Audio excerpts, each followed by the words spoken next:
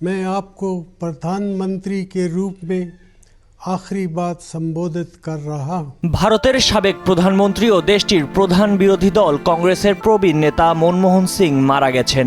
বৃহস্পতিবার স্থানীয় সময় রাত 9:51 দিল্লির all India institute of medical science হাসপাতালে শেষ নিঃশ্বাস ত্যাগ করেন তিনি। মৃত্যুকালে বর্ষিয়ান এই রাজনীতিবিদের বয়স হয়েছিল 92 বছর। এনডিটিভির প্রতিবেদনে বলা হয়, শারীরিক অবস্থার আকস্মিক অবনতি হওয়ায় বৃহস্পতিবার স্থানীয় সময় রাত 8টার দিকে হাসপাতালে নেওয়া হয় মনমোহন সিংকে। ভর্তি করা হয় জরুরি বিভাগে। সেখানেই রাত 9:51 তার মৃত্যু হয়। চলতি বছরের শুরুর দিকে রাজ্যসভা থেকে অবসর নিয়েছিলেন দেশটির এই প্রবীণ রাজনীতিবিদ। এক বিবৃতিতে AIIMS বলেছে, কংগ্রেসের প্রবীণ নেতা মনমোহন সিংকে বয়সজনিত অসুস্থতার কারণে all India institute of medical সায়েন্সে ভর্তি করা হয়েছিল।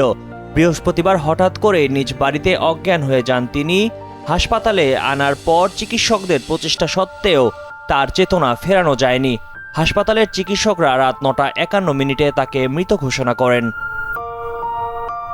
2009 সালে মনমোহন সিংয়ের সফল করোনারি বাইপাস সার্জারি হয়েছিল। 2021 সালে করোনা ভাইরাসে আক্রান্ত হয়ে বেশ কিছুদিন হাসপাতালে ছিলেন তিনি। বয়সজনিত অসুস্থতার কারণে সম্প্রতি তার শারীরিক অবস্থার আরও অবনতি ঘটে। ডক্টর মনমোহন সিং 1971 সালে ভারতের বাণিজ্য মন্ত্রণালয়ে অর্থনৈতিক উপদেষ্টা হিসেবে সরকারি কর্মজীবন শুরু করেন।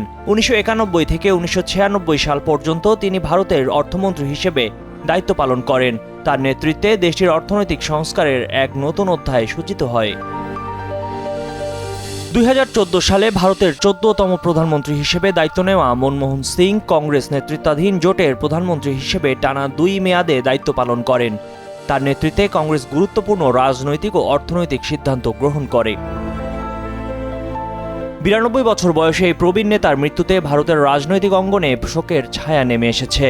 তার অবদানকে স্মরণ করে রাজনৈতিক নেতারা শ্রদ্ধা জানাচ্ছেন। ময়ূখ ইসলাম, কালের কণ্ঠ।